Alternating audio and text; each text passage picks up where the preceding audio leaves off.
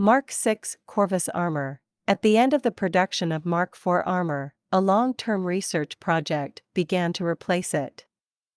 As this remained a theoretical endeavor for some time, it led to the production of the Corvus suit as a stopgap measure, using a mixture of new and old features. The Mark VI prototype design, which bore the provisional designation of Mark V at the time, was field-tested during the Scotland campaign by legionaries of the Raven Guard, whose experiences and comments resulted in improved design features in the finalized armor Mark.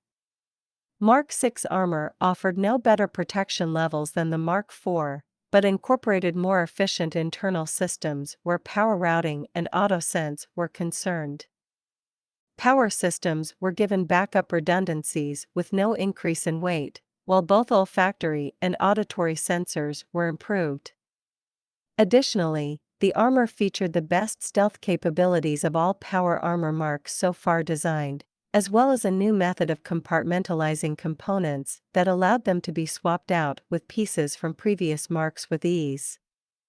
It is the lightest variant of power armor and featured dual technology circuits that allowed the replacement of rare or sophisticated parts with common or basic alternatives. It also included failsafes such as duplicate power cabling. It also distinctive for its conical nose, designed to house additional systems including advanced autosenses.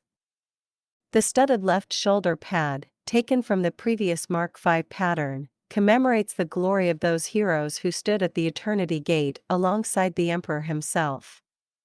The finalized armor mark was named Corvus Armor in honor of Corvus Corax, Primarch of the Raven Guard, and the first sets of it shipped to the Raven Guard Legion ahead of all other Loyalist legions, in recognition not only of their role in the design process, but of the sacrifices made by the Raven Guard in the Drop Site Massacre and their determination to rebuild and rejoin the fight against Horus the Great Betrayer.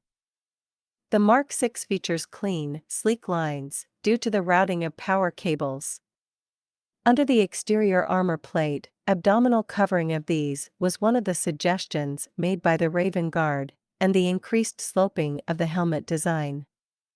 The left shoulder armor features the telltale molecular bonding studs of Mark V armor.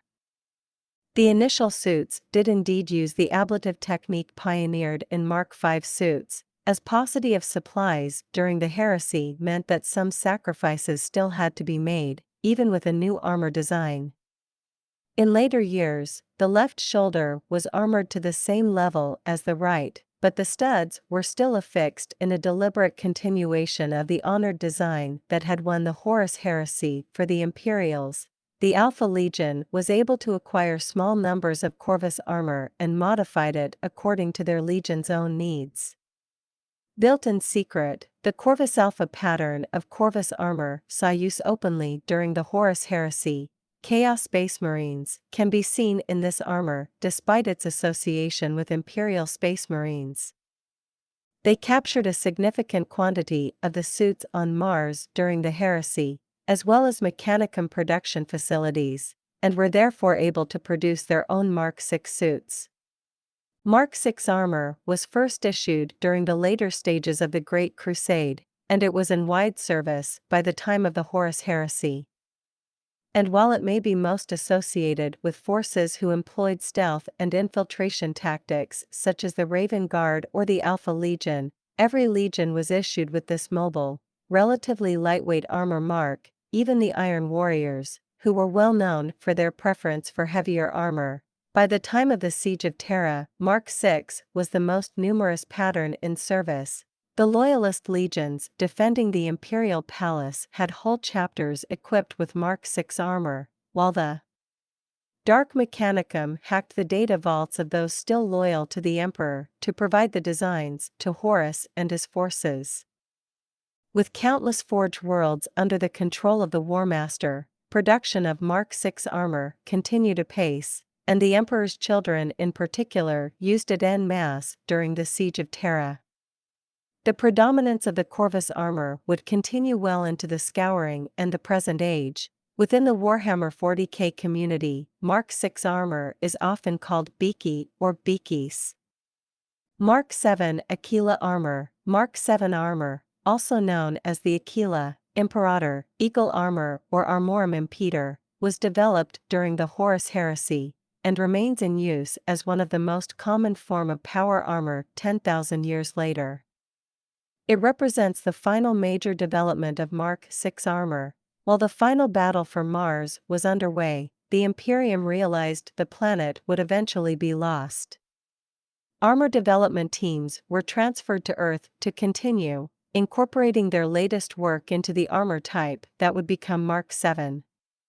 As Mars fell to Horus, the new armor began reaching the Space Marines on Terra and Luna. Mark 7's main improvement is the newly designed chest plastron, which covers the chest and arm cabling.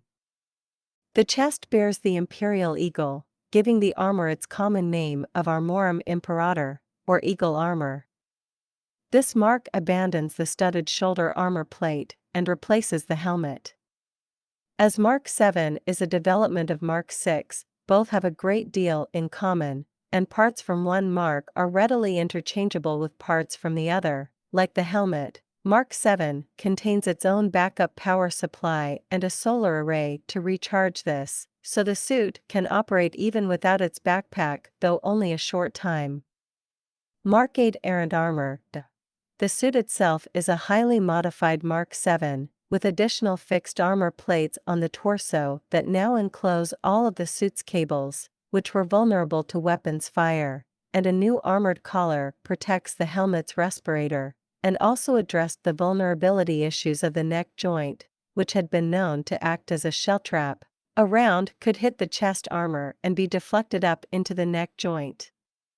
The new collar required a new helmet design, which caused problems for backward compatibility with earlier helmet types. Mark 8 armor has only seen limited production thus far, and is seen in limited numbers on the battlefields of the 41st millennium.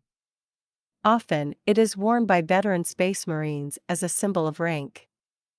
Mark 9, there was no Mark 9, the same reason why Apple skipped their iPhone 9 too.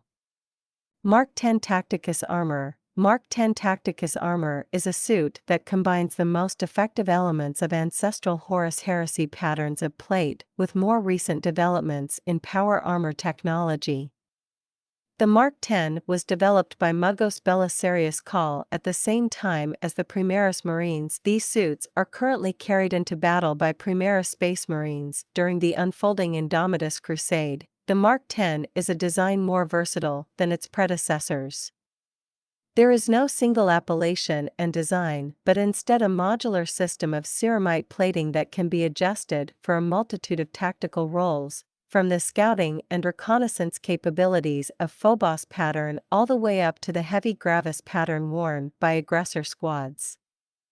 The Mark 10 also allows for the utilization of a new breed of weaponry, such as bolt rifles, assault bolters, heavy bolt rifles, bolt storm gauntlets, auto bolt rifles, melta rifles, and plasma incinerators. The Mark 10 has a number of different variants, such as the Mark 10 Gravis heavy armor used by commanders, aggressor squads, eradicator squads, and the jump pack capable variant used by inceptor squads.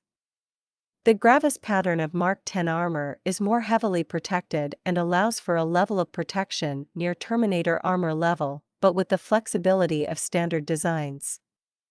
A lighter jump pack and grav chute equipped variant of the Gravis pattern, known as the Omnis pattern, is utilized by Vanguard suppressor squads. Another variant of the Mark 10 is the Mark 10 Reaver or Phobos pattern.